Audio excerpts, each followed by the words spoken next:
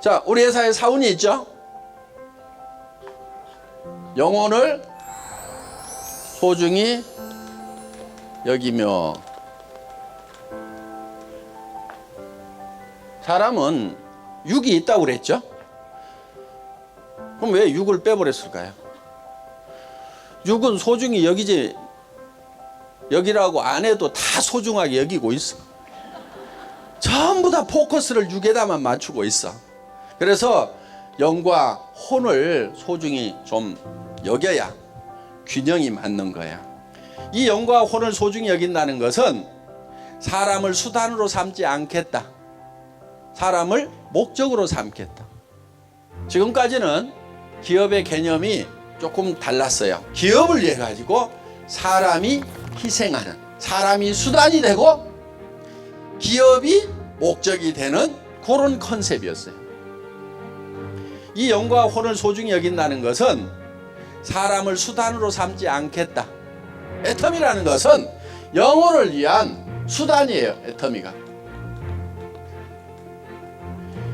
사람을 위해 가지고 애터미가 존재하는 거다 하는 거예요. 우리는 이 모든 사람에게 누구에게도 뜯어먹는 것이 아니고 뭔가를 줘야 된다 하는 거예요. 줘야 된다 하는 거예요. 정말 한 사람 한 사람이 행복이 쌓여가는 그런 일을 하는 수단이 바로 애터미라는 거다 하는 겁니다. 애터미란 회사가 중요한 것이 아니고 애터미를 구성하는 사람이 더 중요해요. 사람이. 그래서 모든 포커스를 사람에게 맞췄다 하는 거예요. 이렇게 성공하고 잘난 사람들 이렇게 모아놔도 사실 외모는 별 차이가 없어요. 무슨 차이겠어요? 생각의 차이예요. 생각의 차이. 근데 그 생각이라는 건 자기가 못난 생각을 하면 못난 사람이 되는 거고 잘난 생각을 하면은 잘난 사람이 될 수가 있다는 겁니다. 생각을 어떻게 하느냐에 따라 가지고 그 사람의 삶이 바뀌게 된다는 겁니다. 많은 사람들이 자기가 자기의 생각을 이끌어 가는 것이 아니고 끌려다녀요. 이렇게 이제 가난한 집에서 태어나면 나는 가난뱅이로 산다, 또 사회 환경이 어려워지면 어려워진다, 그러면서 주변 환경에 계속 이렇게 끌려다니는 그런 삶을 사는데 생각을 자기가 주도적으로 해야 된다 하는 거예요.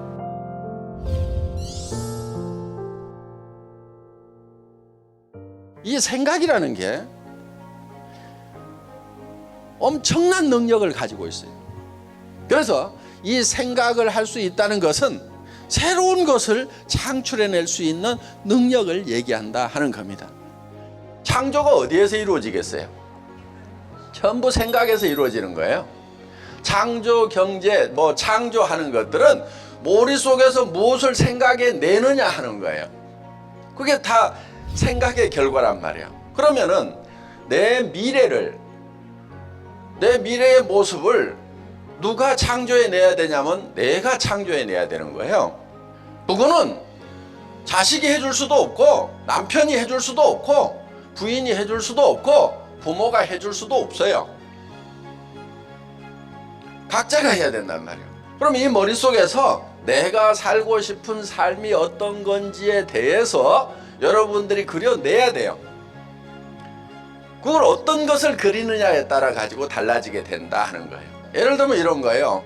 내가 3년 후에는 5년 후에는 어떤 집에서 살겠다, 어떤 차를 타고 다니겠다, 주변 사람들한테 어떻게 베풀면서 살겠다 하는 경영자가 회사를 이끌어 가듯이 내 생각들을 내가 이끌어 가야 되는 거예요.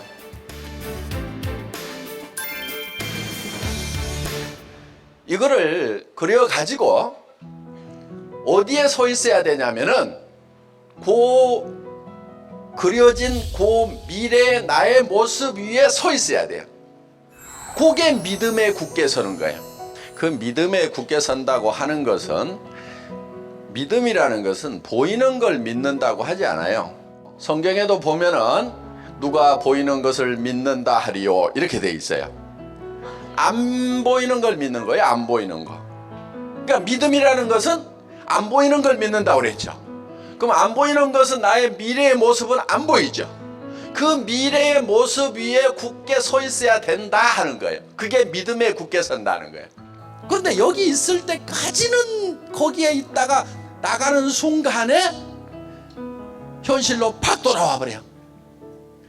그리고 더구나 이제 부정적인 사람들을 만나면, 특히 가까운 사람 중에서 부정적인 사람을 만나면 헷갈락 제정신이 돌아와 버려요.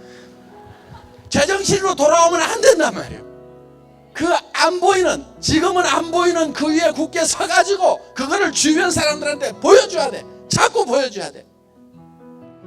신념이라는 말은 믿을 신자에 생각할 염자를 쓰는 거죠. 뭐를 믿냐면 자기 생각을 믿는 거예요. 자기 생각을 붙들고 가는 사람이 신념이 있는 사람이다 하는 거예요. 신념 없이는 절대로 성공을 할 수가 없습니다. 그럼 이 머릿속에서 내가 살고 싶은 삶이 어떤 건지에 대해서 여러분들이 그려내야 돼요. 내가 살고 싶은 균형 잡힌 삶이라는 그 위에 굳게 서 있어야 돼요. 네 번째, 겸손히 섬긴다. 이거는 우리의 행동 양식이라고 생각을 하시면 돼요. 우리가 어떻게 행할 거냐 하는 거예요. 생각은 저 위에 있지만은 우리의 자세는, 허리는 한없이 낮아져야 되는 거예요. 정말 주변 사람들을 소중하게 여기고, 전부 무시하고 깔보는 것이 아니고 한 사람 한 사람을 소중하게 여기고, 그리고 우리의 자세는 한없이 낮아져야 돼요. 한없이 낮아지는 만큼 높이 올라갈 수 있습니다.